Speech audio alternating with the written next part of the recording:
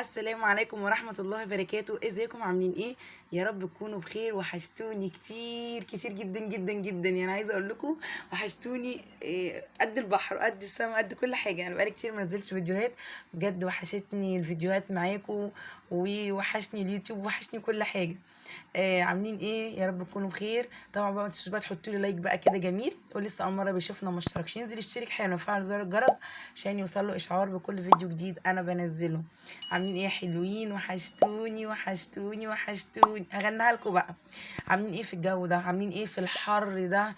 الجو فظيع فظيع، الجو حر جدا جدا جدا. فطبعا قلت ايه بقى؟ قلت لازم اعمل حاجه كده تطري على قلبنا وعلى نفسنا وعلى روحنا وعلى كل حاجه. ايه طبعا اكتر حاجه منعشه في الدنيا؟ الليمون. هو طبعا في حاجات كتير، بس انا بضحك على نفسي انا اقول اللي هو الليمون بس. يعني في ايس كريم، وفي عصائر بقى اللي هي بقى المانجا بقى، وبصوا حاجات كتير منعشه منعشه، بس احنا النهارده المنعش عندنا في الفيديو الليمون.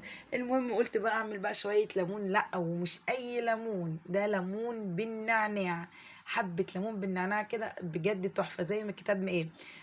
عايزه اقول لكم ان احنا بنقوم من النوم، يعني بنقوم من النوم يعني وسط واحنا نايمين كده بنقوم بنبقى عايزين نشرب حاجه.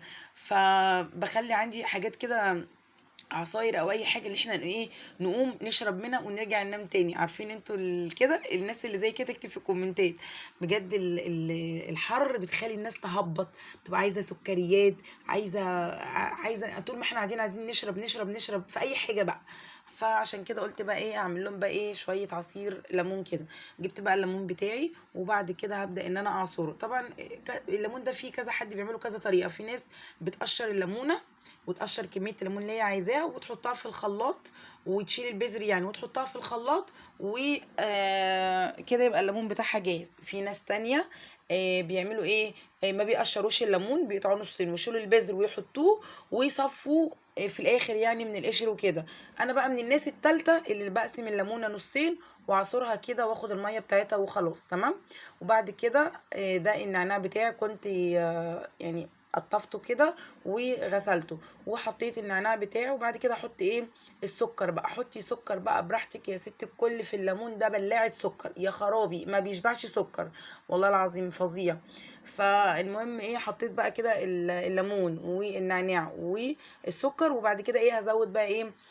ميه ساقعه، يعني اللي هو مستعجلين حتى انا مش هعمله ميه من الحنفيه وبعد كده نشرب، لا ميه ساقعه على طول. بس ضربته بقى كده في الخلاط، وهبدا ان انا اصفيه. الاول قلت ادوقه طبعا عشان اشوف محتاج ايه، لقيته ان هو محتاج النعناع يتزود شويه. يعني النعناع كده لما بيزيد شويه كده بيبقى طعمه حلو، هو اصلا مش ليمون عادي، ليمون بالنعناع، فعايزين طعم النعناع يبقى ظاهر. يعني عايزه اقول لكم يبقى طعمه حلو، او الميكس ده يبقى طعمه حلو. في ناس بقى بتعمل الليمون باللبن. فقولوا لي حد جربه ولا؟ عايزه اقول لكم انا جربته مره من زمان اول ما اتجوزت، يعني من زمن الزمن، فمش فاكره طعمه بصراحه، فعايزه ابقى اجربه باللبن واشوف بقى طعمه هيبقى عامل ازاي. المهم خلصت بقى كده الليمون بتاعي. اجيب بقى المصفى واصفي علشان خاطر بس ورق النعناع يتصفى. انما غير كده لما بعمله في العادي يعني بقسم الليمونه نصين واضربها في الخلاط، ما بصفوش لانه كده كده ما فيهوش اي حاجه. بس انا بصفي المره دي بس علشان خاطر الورق بتاع النعناع، يعني ان هو ايه يتصفى معايا وكده. وحطيته بقى في كوبايتين الجمال كده. وقلت بقى اما اعمل جرنشه كده جميله كده بورق النعناع، شغل كافيهات بقى عالي بقى. شوفوا الكوبايه دي تشتروها بكام بقى من بره، على ايه احنا عملناها في البيت وما كلفتناش اي حاجه خالص. شايفين بقى شغل فاخر من الاخر، بجد حلو قوي. ده كده المشروب اللي انا عملته منعش النهارده ويرطب على قلبنا. شكله حلو قوي قوي قوي وطعمه كمان بجد كان حلو. يلا بقى بينا نشرب الليمون بتاعنا ونكمل الفيديو مع بعضينا. تعالوا بس هوريكم كده نبذه مختصره بس عن اوضه الركنه او اوضه المعيشه او الاوضه اللي احنا عايشين فيها. تمام، احنا كده انا كده مشغله الفلاش. بصوا تمام، بصوا بقى الاوضه. انا عايزه اوريكم ان الاوضه يوميا بتبقى عامله كده.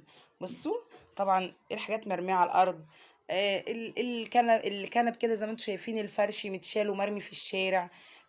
اللعب هنا مرميه. هنا اهو حاجات. بصوا شايفين المنظر. بصوا شايفين الدنيا عامله ازاي. هي كده دي يوميا اوضه الركنه بتاعتنا بتبقى عامله كده. فطبعا بقى ايه هشيل كل ده وهمسحها بقى. يعني انا همسحها، هبقى اقول لكم ايه بقى اللي حاصل معايا. بس الاول ايه حبيت اوريكم كده. يلا بقى بينا نبدا الايه الشغل على طول. شفتوا بقى حال الاوضه؟ عايزه اقول لكم ان هو كل يوم بيبقى كده، فطبعا كل يوم بتتروق، وده طبيعي كمان لان احنا ايه قعدتنا هنا، فطبعا لازم الدنيا تتبهدل. بس انا قلت بقى بالمره كده هقوم بقى ايه شايله كل حاجه، يعني هشيل الركنه كده من مكانها، وهبدا ان انا امسح من تحت، امسح الاوضه يعني على طول. بصراحه احنا بعد ما شلت الترابيزه بتاعت الشاشه، وهي بقت اسهل عليا الصراحه في تنظيفها وكده. شلت بقى الحافظه، وابدا بقى ان انا اكنس السجاده. طبعا المكنسه طبعا لسه بايظه، فبكنس بقى بالمقشه. وعايزه اقول لكم انها ما بتنضفش المقشه دي والله، ما بتكنس. عايزه تكنس ايه؟ تكنسي بلاط، تكنسي سيراميك كده، انما تكنسي سجاده وحافظه لا، ما بتعملش حاجه بصراحه. فالمهم انا كنست كده، نزلت منها التراب على قد ما اقدر، وبعد كده ايه برمت السجاده، بدات ان انا ادب كده عليها على الارض علشان خاطر ايه تنزل اي تراب. عايزه اقول لكم بقى، بصوا بقى تحت السجاده في تراب ازاي. ليه؟ علشان انا مش بكنسها بالمكنسه. عايزه اقول لكم لما بتكنسوا بالمكنسه هي بتشفط التراب اللي تحت السجاده، فلما بتشيلي السجاده بيكون تحتها نظيف. انما عندي هنا انا السجاده تحتها تراب، لاني انا المكنسه بتاعتي بايظه زي ما انتم عارفين. خلاص بقى كده انا كده شلت بقى الحاجات اللي في الارض خالص، وبعد كده هبدا ان انا ايه انضف الركنه وانفضها. شلت بقى اللي هي السفنج ده يعني اللي احنا بنقعد عليه، وهبدا ان انا انفض من تحتها، لان طبعا ايه برضو في فتافيت او اي حد لو بياكل اي حاجه من العيال يعني بتقع يعني في الحته اللي تحت دي، فبشيلها وايه بنفضها. علشان خاطر ايه بقى يا جماعه؟ عشان خاطر انا لقيت نمل. انا والله العظيم بصوا، يعني يعني بصوا هو ملوش علاقه بنظافه او حاجه بصراحه، هو الجو حر.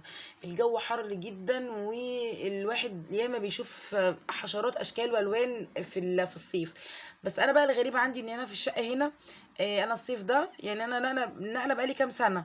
لا هو اول صيف ده الاقي نمله عندي كده. انا لقيت حوالي 3 4 نملات في اوضه الركنه. فده بصراحه خلاني لا اقوم بقى اشيلها واجيبها كده، وان انا اكنس بصوا من كل حته، من فوق من تحت. انا عايزه اعرف النمل ده ايه مصدره، والنمل ده جاي لي منين. دي اول حاجه النمل. عايزه اقول لكم انا كنت في شقتي القديمه، قعدت فيها حوالي 6 سنين، انا الحمد لله وبفضل الله ما دخليش نمله واحده، والله العظيم ما دخلني نمله واحده. انا عمري ما رشيت حاجه للنمل في الشقه القديمه على فكره، عمري. انما هنا بقى عشان المكان مفتوح، فعايزه اقول لكم انا بلاقي حشرات ما اقولكوش، وبلاقي حاجات غريبه كده، اشكال غريبه. انا ما بقاش عارفه ايه دي. انا اسيبكم بس من حمزه هنا لابس الفانلة بالمقلوب. المهم ايه كان عمال ايه يرخم عليا وكده. المهم عايزه اقول لكم بلاقي حشرات غريبه، اشكال غريبه، حاجات كده ايه ده. يا تخش بقى طايره من البلكونه، يا تخش بقى من باب الشقه، مش عارفه. فانا بصراحه مش عارفه دي منين. الحاجه بقى الكارثه الكبيره اللي انا لقيتها عندي في الشقه، وانا بقى عايزه بجد بقى حبايبي المتابعين بقى بالاخص من عندي هنا من المدينه، او اللي معايا من حدائق اكتوبر، والحلوين اللي متابعيني يقولوا لي اخبار الصراصير معاهم ايه. عايزه اقول لكم يا جماعه والله العظيم انا لقيت صرصارين. عارفين الصراصير الكبيره دي؟ يعني بجد ربنا يجعل كلامنا خفيف عليهم. والله العظيم انا لقيتهم في الريسبشن. يعني انا مش الاثنين ورا بعض في نفس اليوم، لا، او واحد في يوم والتاني بعديه بيومين. هما محمد قال لي بيدخلوا من باب بصوا انا الشقه. خلصت. عايزه اقول لكم انا ما خدتش صراحه يعني في ايدي ثواني خلصت. بس عايزه اقول لكم بقى اوريكم السلك ده طبعا سلك اللي هو الدش اللي نازل يعني من فوق وكده، وده طبعا سلك الوصلات بتاعه التلفزيون، وده المشترك طبعا هدخلهم ورا الركنه. بس عايزه اقول لكم ان انا مش لاقيه لهم صرفه، ان انا بخاف ان عمر يروح عندهم. هو انا بحط شلتتين هنا، هوريكم الشكل النهائي في الاخر، فبداري عنهم شويه. بس انا مش عارفه اعمل فيهم ايه بصراحه. عايزه اي فكره، اي حاجه ان انا ارفعهم مثلا فوق او ابعدهم. وبرده الشده دي، يعني الشده بتاعت السلك ده بتخلي الوصلات دي تفصل يعني وكده، فبصراحه مضايقاني قوي يعني. المهم خلصت، وده استاذ عمر بالبامبرز ايه قاعد في الارض. طبعا انا مصدق ان انا فرشت اسمها ايه السجاده، وجه على طول. وخلاص بقى كده بصوا مسحنا كل الدنيا. ده بقى ايه؟ ده الفرش اللي انا هفرشه على الركنه اهو. ده الفرش اللي انا هفرشه على الركنه لحد ما ربنا يسهل ان شاء الله واجيب كفر. انا مش عارفه بصراحه اجيب كفر منين. يعني انا عايزه كفر حلو يكون يعني قطن كده، حاجه ما تزحلقش. فمش عارفه بصراحه منين يعني. فاللي يعرف مكان حلو يبيع الكفرات يقول لي، لاني انا شفت في كوكو بصراحه ما عجبنيش. ما عجبنيش النوع بتاعه. فلو في اي مكان بيبيع كفرات حلوه او اي صفحه على الفيس مثلا بتعمل كفرات او كده بس تكون حلوه ومضمونه، قولوا لي يعني. فيلا بقى بينا نكمل. بصوا يعني انا عايزه اقول لكم انا خلصت تمام اهو، وفرشت ولسه بري اهي. هتحط المخدات. بصوا بقى الاستاذ عمر واقف اهو وعمال يلعب في الستاره. هو مش ثعلب الحرامي شغال؟ هاي استاذ عمر، مش بتتفرج ليه على الثعلب الحرامي؟ ها؟ ايه؟ ايه؟ مش بتتفرج ليه على الثعلب الحرامي؟ يا عمر انزل، انزل. ادي الاستاذ عمر اهو. يلا يا بيري حطي المخدات، حطي المخدات. يلا شاطره يا بيري، شاطره شاطره بيري بتساعدني. يلا شاطره يا بيري، شاطره. يلا انزل. بصوا هي وقع المخده. بصوا بصوا بصوا بصوا، شفتوا؟ اوه يا ربي. عمر انزل، انزل. بصوا بصوا بصوا. لا كده كخ كخ. يلا كخ، بيخاف هو قوي. الله بيسمع الكلام. الله الله. بصوا استنى. خلاص كخ كده. ها خلاص كخ استنى. بص بص بص بص بص عمر. ايه ايه، مش هيسكت مش هيسكت بيقول مش لك لا هيسكت. اه سيبيني بصوا حلو. بصوا. اه بصوا استني استني يا بنت. بصوا ثواني برضه تاني. اهو اهو اهو وقعها خالص في الارض. كده ده بقى الشكل النهائي بقى بتاع الاوضه بقى بصراحه يعني حاجه تفتح النفس، والاوضه نظيفه وتحفه. وحطيت الشيلت هنا اهو، والشيلتين دول برضو هنا. عايزه اقول لكم يعني ممكن نشيلهم، الدنيا دي هتوسع اكتر، بس بصراحه احنا بنقعد عليهم يعني. بحبهم يعني اللي عايز يقعد بيقعد على الشيلت. بناكل عليهم يعني، نحطها ونحط عليها الصينيه وكده يعني. وادي البف اهو بحط له المفرش ده. والمكتبه طبعا اللي هناك ده القتيل ده اللي هو الشوال بتاع اللعب مليان لعب، كل دي لعب تمام. وده هنا الباسكت.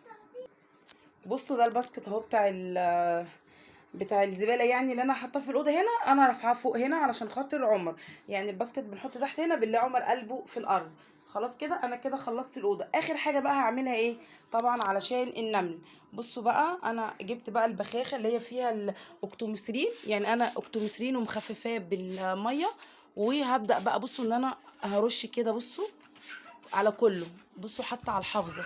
استنوا بس اطفي المروحه عشان خاطر الرش بيطير اهو. بصوا على كله اهو. هرش بقى كده الاوضه كلها اهو. بصوا كله هنرش كله كله كده اهو. والارض هنا اهو. عايزه اقول لكم ان هو حلو جدا جدا اهو. انا كده رشيت بقى. هكمل بقى لو اشوف اي حاجه تاني عايزه تترش وخلاص يعني. هو تقريبا لا، لان انا ايه زي ما قلت لكم مسحتها وخليتها ايه زي الفل. ما لقيتش اي نمله. انا ما اعرفش الثلاث نملات اللي انا شفتهم درجهم منين، ما اعرفش يعني. انا بمسح ما لقيتش اي نمله. فبس كده بقى خلاص بقى ايه خلصنا بقى نخلص. اطفي التلفزيون. استنوا نطفي التلفزيون طبعا.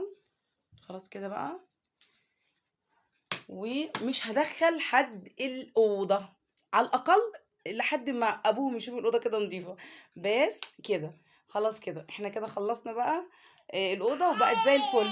لا لا لا مفيش. اطلع بره اطلع بره. هنطلع بره دلوقتي. احنا هنعمل ايه يا حمزه؟ بسبوسة. هنعمل بسبوسه تمام. بس اللي هيقول لنا دلوقتي على المقادير والطريقه حمزه هو اللي هيقول لنا عليها. وماليش دعوه، اللي هيمشي وراه هو اللي يتحمل ايه النتيجه. استني يا ماما. ها اكتبي بسبوسة. هي بسبوسه. يلا قولي بقى، قول لهم بقى هنعمل ايه بقى. الأول الزبادي. تمام. وبعد كده نحط ايه؟ البسبوسة. تمام. وبعد كده السكر. ماشي برافو. وبعد كده ده. لا لا ده ايه؟ لا يلا ها.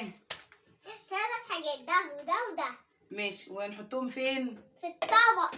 عشان نعمل ايه؟ بسبوسة. ماشي. نعمل بسبوسه بالايه؟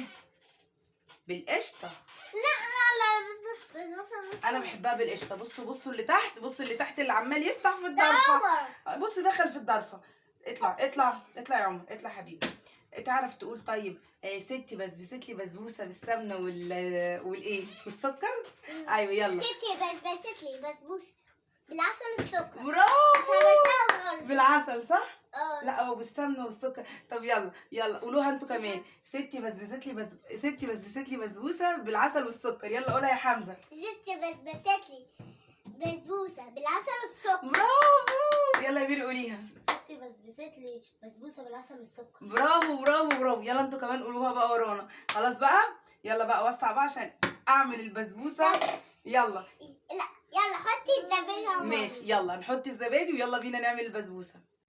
يلا بقى نعمل البسبوسه بقى. اول حاجه هعمل الشربات بتاع البسبوسه. عايزه اقول لكم الكيس ده محمد كان جايبه لي والله داخل بقاله شهر، بقاله كتير جدا. كل شويه يقول لي البسبوسه البسبوسه البسبوسه البسبوسه حنطت البسبوسه. قلت له بس خلاص ست البسبوسه بتاعتك دي انا هقوم اعملها لك. فقلت خلاص بقى انا خلصت الاوضه على طول، وبعد كده قلت اما اخش اعملها. اول حاجه هعمل الشربات بتاعها. انا هنا حطيت كوبايه ونص من السكر على كوبايه ونص من الميه، واحط عليهم عصره ليمونه، وهرفع الشربات يعني على البوتاجاز. عقبال ما انا اعمل البسبوسه الشربات على طول هيكون ايه يعني استوى. حطيت هنا عصره الليمون وبعد كده هرفعه ايه على بقى النار. بصوا بقى عايزه اقول لكم على التركايه دي، انا شفتها على الفيس كانوا قايلين قبل كده ان عايزه تنزلي كوبايه الزبادي يعني او اي حاجه كده بتبقى معلبه كده عايزه تنزل بكل سهوله، او بلوبيف او اي حاجه. بيقول لك اقلبي كده العلبه وهاتي كده السكينه بتاعتك واعملي فتحه كده من تحت. بصوا بتنزل بكل سهوله يعني، اللي هي ما بتمسكش يعني في الجوانب او كده. هو تقريبا الطريقه دي ان انت بتفرغي الهواء اللي هو بيبقى من جوه ده. انت لما بتعملي الفتحه دي كده الهواء بيطلع فبتنزل بقى ايه الحاجه بكل سهوله. فبصراحه حلو قوي، انا بقيت اعملها على طول يعني في اي حاجه معلبه زي كده. المهم حطيت كوبايه الزبادي عليها نص كوبايه من السمنه، وهبدا ان انا اخلطهم مع بعض. عايزه اقول لكم لما بجيب اي حاجه معلبه زي كده، سواء بسبوسه سواء كيكه سواء ام علي سواء مولتون كيك سواء مافن كيك، اي حاجه من الحاجات اللي انا بجيبها دي انا بمشي على المكتوب على الكيس بالظبط، على الخطوات بالظبط. يعني حلو الشام مثلا ليها طريقه وخطواتها غير مثلا لما تجيبي ماركيز، لما تجيبي في نوع تاني اسمه كريمه حلو قوي، لما تجيبي اي نوع من الانواع دي كل حاجه بقى مكتوبه عليها ايه الخطوات بتاعتها. المهم دي كانت بقى غريبه مكتوبه عليها انها بدون سكر، عايزه اضافه سكر. انا صراحه كنت متردده احط ولا ما احطش. طب اخاف ما احطش تطلع لا مش حلوه، اخاف احط تبقى مسكره قوي. فانا قلت بين البنين، هم كانوا عايزين تقريبا نص كوبايه سكر، انا حطيت ربع كوبايه من السكر. بس دي غريبه، اول مره اعمل بسبوسه كده ويكون ان هم طالبين ان احنا نضيف عليها سكر. انا كل الاكياس اللي انا جبتها قبل كده لا من غير سكر خالص. بس انا حطيت بقى الاضافه من عندي، حطيت شويه جوز الهند. انا بحب كده اضيف ليها كده لان شميتها ما لقيتش فيها ريحه جوز هند كده قوي، فحطيت لها كده شويه بتعمل يعني طعم حلو وريحه برده حلوه. قلبتها كده، بس طبعا المضرب بقى طلع عيني الخليط عشان سميك او تقيل فبيمسك فيها. فجبت بقى كده ايه المعلقه وبدات ان انا اقلبها. خلاص طالما بدات حطيتي المواد السائله ما تقلبيش كتير يعني. اول يعني قصدي انت حطيت دلوقتي قلبت انا الزبادي مع السمنه، خلاص هنزل عليهم بالدقيق ما اقلبش كتير، هما تقلبتين 3 وبعد كده خلاص، عشان انت لو قلبت اكتر من كده هتنشف معاكي. تمام. المهم جبت الصينيه بتاعت البسبوسه وهدهنها كده بالزيت. وعايزه اقول لكم ان في ناس بيحطوا لها طحينه من تحت، وانا جربتها قبل كده وفعلا كان طعمها حلو، بس انا ما كانش عندي ايه ان احط طحينه يعني. نزلت بقى كده الخليط بتاعي في الصينيه وهبدا ان انا افرده بالمعلقه. طيب انا جيتي تفرديه ولقيتيها مكلكعه ورخمه في الفرد ومش عارفه ايه كده، وماشيه على المقادير بالظبط زي ما هي مكتوب من غير ما تزودي ولا تنقصي ولا حاجه بسيطه جدا هتعمليها. هتجيبي بصي اي كده طبق فيه يعني شويه ميه صغيرين، وهبدا ان انا اخد بالمعلقه بتاعتي كده في الطبق واخد بظهر المعلقه واساوي وش البسبوسه هتتساوى معايا. بصوا رهوان بسرعه. باخد كده من الطبق وبنفض الميه الزياده، انا مش عايزه ابقى على البسبوسه ميه، لا انا بس بساوي الوش. شويه الميه اللي بيبقوا في المعلقه المنديين من تحت دول بتمشيهم على وش البسبوسه بتتفرد بصوا بكل سهوله اهي. هفردها بصوا بكل سهوله. نفس الطبق اللي انا كنت بعمل فيه البسبوسه حطيت فيه شويه ميه. دلوقتي بقى جبت كده كان عندي شويه مكسرات، كان عندي لوز وبندق، هبدا ان انا احطهم كده. بس عايزه اقول لكم بقى ان كان طعمها تحفه يا جماعه بالمكسرات. بس ان شاء الله المره الجايه لما اعملها هطحن المكسرات دي واحطها على الوش. يعني انا عملتها قبل كده ومحمد قال لي لا ما تطحنهاش، اعمليها كده حطيها صحيحه. بس عايزه اقول لكم لا، ان هي بقى لما تطحن طعمها يبقى احلى، لان كمان حمزه حبها بالمكسرات قوي. فانا بعد كده هطحنها واحطها على الوش هتبقى جميله جدا. دخلتها بعد كده الفرن. وهنا كان الشربات بتاعي خلص. جبت هنا بصوا نص معلقه من السمنه البلدي، دي سمنه البلدي، حطيت كده نص معلقه بس على الشربات، تدي ريحه وطعم حلو اكنك عامله البسبوسه بالسمنه البلدي.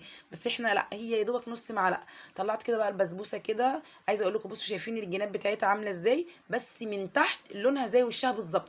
هو الجناب يا دوبك هي اللي واخده اللون ده، بس من فوق ومن تحت نفس اللون. وبس كده، دي كانت صينيه البسبوسه. وده كان الفيديو بتاعنا النهارده. استنوني في فيديو جديد، ومع السلامه.